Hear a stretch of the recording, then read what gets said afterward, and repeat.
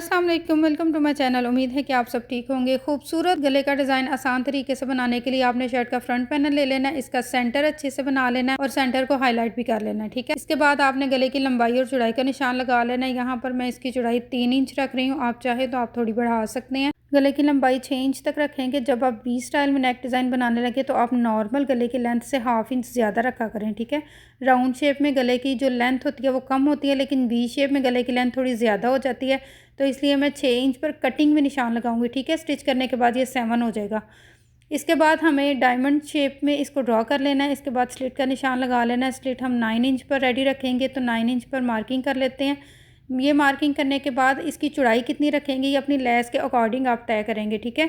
जितनी चौड़ाई में आपके पास लेस होगी उसको इस तरह से रख के अच्छी तरह से सेट करेंगे। जितनी चौड़ाई में लेस होगी वहाँ तक आप मार्किंग कर लेंगे, ठीक है। इस तरह से आप इसको रखेंगे और मार्किंग करेंगे। ये मार्किंग हमारी रफली मार्किंग है, ये हमारी ना कटिंग की मार्किंग है ना हमारी स्टिचिंग की मार्किंग है। ये सिर्फ मैं आपको एक अंदाजे के मुताबिक बता रही हूँ कि इतनी चौड़ाई में ये लेस है, ठीक है। इसके बाद इसको हम शेप दे देंगे। अगर आप लेस की चौड़ाई वाला निशान लगा लेंगे तो ये शेप देना आपके लिए आसान हो जाएगा। फिर उसी शेप के मुताबिक आपने लेस को रख के एक दफ़ा आयरन कर लेना, तो लेस उसी शेप में आ जाएगी जिस शेप में आपने नेक कटिंग किया होगा, ठीक है। अभी हमें इस तरह से अच्छे से लेस को सेट करने के बाद सिलाई की मार्किंग करनी है। यहाँ पर आप ये जो लेस है इसके अंदर जो छोटे छोटे होल हैं इनके ऊपर आप निशान लगाएंगे। मुकम्मल तौर पर इन्हीं होल्स के ऊपर आप मार्किंग करेंगे। जब ये मार्किंग कर लेंगे तो इसके बाद आपने ये जो छोटे छोटे से निशान लगे होंगे इनको आपने एक प्रॉपर लाइन में बनाना है, ठीक है। वो लाइन जब आप ड्रॉ करेंगे तो आप उसको पेन के साथ भी ड्रॉ कर सकते हैं, आप उसको मार्कर के साथ भी ड्रॉ कर सकते हैं, लेकिन ख़्याल रखें कि जिस चीज़ के साथ भी आप ये लाइन ड्रॉ करें ये वॉश होने के बाद रेज़ हो जानी चाहिए, वरना ये फैब्रिक के ऊपर दिखाई देगी जो बिल्कुल भी अच्छी नहीं लगेगी। अगर तो आप ये चौक के साथ निशान लगाएंगे तो फिर इसको दूसरी तरफ निशान लगाना हमारे लिए इजी हो जाएगा। इसका तरीक़ेकार भी मैं आपको बताती हूँ। 2-3 दफ़ा चौक को अच्छे से चलाने के बाद ये डार्क हो जाएगा और इसको डार्क करने के बाद अब जब हमने इसके दूसरी तरफ निशान लगाने हैं बिल्कुल सेम शेप में, तो आपको वहाँ मार्किंग करने की ज़रूरत नहीं है। जस्ट आप इसको सीधा करेंगे और फिर इस तरह से पलट लेंगे, ठीक है। इसको पलटने के बाद अच्छे से हाथ के साथ थोड़ा प्रेस करेंगे तो जो आपके एक तरफ निशान लगे होंगे हल्के से दूसरी तरफ भी शो होने लगेंगे। मे बी कि आपको कैमरे में नज़र नहीं आ रहा होगा, लेकिन बिना कैमरे के ये बहुत अच्छे से वाज़िया हो रहा है कि निशान किधर लगे हुए हैं। वहाँ से हम इसको डार्क कर लेंगे और दूसरी तरफ भी सेम शेप हम ड्रॉ कर लेंगे, ठीक है। अभी जो चौक के साथ हमने शेप बनाई है बिल्कुल इसी शेप के ऊपर हम ग्लू लगाएंगे। ग्लू की आपने बिल्कुल बारीक सी लेयर लगानी है, ठीक है। इसको आपने चौड़ाई में नहीं लगाना वरना आपकी लेस यहीं पे फिक्स हो जाएगी जो सिलाई से पलटेगी नहीं। अच्छा, जब आपने इस ग्लू के ऊपर लेस को रख के लगाना है ना तो आपने सिर्फ लेस का किनारा ही ग्लू के ऊपर रखना है, ठीक है। बाकी की लेस आपने ग्लू के ऊपर नहीं आने देनी। बारीक सा किनारा इस बारीक सी लेयर के ऊपर आप रखेंगे और आयरन के साथ इसको प्रेस करेंगे तो ये अपनी जगह पर फिक्स हो जाएगा, ठीक है। दोनों तरफ इसी तरह से हम लेस को लगाएंगे और फिर जिस तरह से हमने इस लेस को ग्लू के साथ फिक्स किया होगा इसी के ऊपर सिलाई लगाएंगे, ठीक है। ये देखिए दोनों तरफ की लेस को अच्छी तरह आयरन से फिक्स करने के बाद अब बिल्कुल इसी किनारे के ऊपर जो लेस का हमारा किनारा है इसके ऊपर हम सिलाई लगाएंगे। बहुत ज़्यादा दबाव में लेस को आपने नहीं देना, जस्ट आपने किनारे पर लेस लगानी है। अगर तो आपकी लेस सॉफ्ट है तो फिर आपको कट्स लगाने की ज़रूरत नहीं है, लेकिन अगर आपकी लेस हार्ड है तो आप लाजमी तौर पर जहाँ पर राउंड शेप में लेस मूव कर रही है वहाँ पर आप छोटे छोटे कट्स लगा लें। इस लेस में बहुत सॉफ्टनेस है तो इसलिए हमने इस पर कट नहीं लगाए, इसको इसी तरह से हमने स्टिच कर लिया। अभी एक्स्ट्रा धागे कट करेंगे। इसके बाद जो सेंटर वाला फैब्रिक है इसको आपने बड़ी एहतियात के साथ कट करना है। इसके साथ आपने कम से कम 1 इंच से 1.25 इंच का पीस छोड़ना है, ठीक है।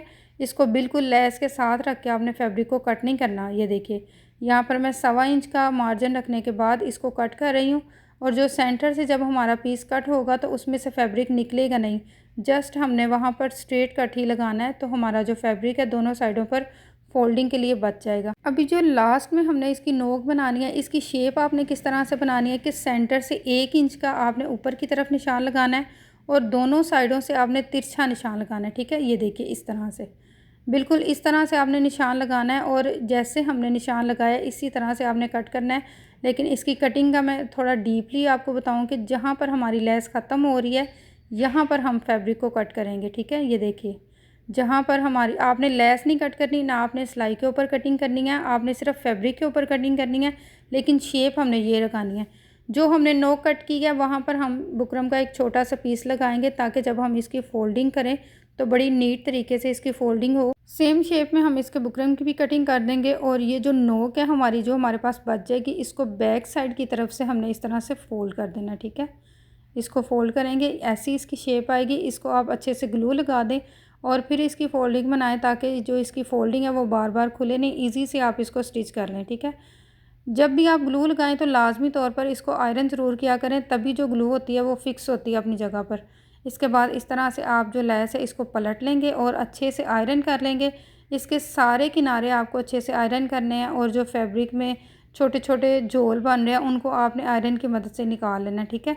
इसके बाद किनारे से हम इस तरह से लेस पलट लेंगे और फिर इसको आयरन करेंगे। अच्छी तरह से आयरन करने के बाद आप देख सकते हैं कि ये कितना नीट एंड क्लीन बना है। किसी किस्म का कोई बुकरम हमने इस पर यूज़ नहीं किया, जस्ट हमने फैब्रिक के ऊपर ही लेस लगाकर इसको हमने स्टिच किया है। अभी बैक साइड से जो हमने एक्स्ट्रा फैब्रिक रखा हुआ था, यहाँ पर हम छोटे छोटे से कट्स लगाएंगे और फिर हम इसको डबल फोल्ड करेंगे, ठीक है। ये देखिए इस तरह से एक फोल्डिंग बिठाएंगे, फिर डबल करेंगे और फिर हम इसको आयरन करेंगे और आयरन करने के बाद हम इसको सुई से कवर अप करेंगे। यहाँ पर आपने इसको सिलाई नहीं लगानी, ठीक है, वरना आपकी जो नेक डिज़ाइन की नीटनेस है वो नहीं रहेगी। जितना भी फैब्रिक हमारे नेक के बैक साइड पर बचा है, इस सारे को इसी तरह से डबल फोल्ड करके अच्छे से आयरन करके इसको आपने सुई से कवर कर लेना, ठीक है।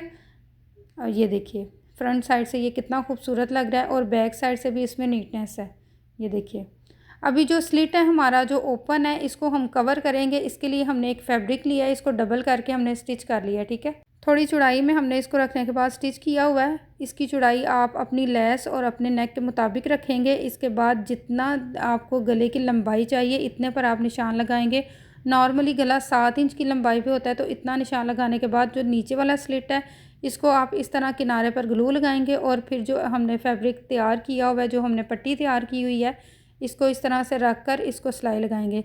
इस पट्टी को सिलाई करते हुए दो तरफ से तो हमने गुम सिलाइयाँ लगा ली हैं, लेकिन एंड वाला जो इसका किनारा है इसको भी हम इस तरह डबल करके फिर इसको फिक्स करेंगे ताकि ये लास्ट से भी गुम सिलाई में आ जाए, किसी किस्म के कोई धागे और कोई भी फैब्रिक आपको नज़र नहीं आए, ठीक है। इस तरह से अच्छे से इसको आयरन करेंगे। इसके बाद इस पर हम लगाएंगे सिलाई और हमारा नेक डिज़ाइन बिल्कुल रेडी हो जाएगा, ठीक है।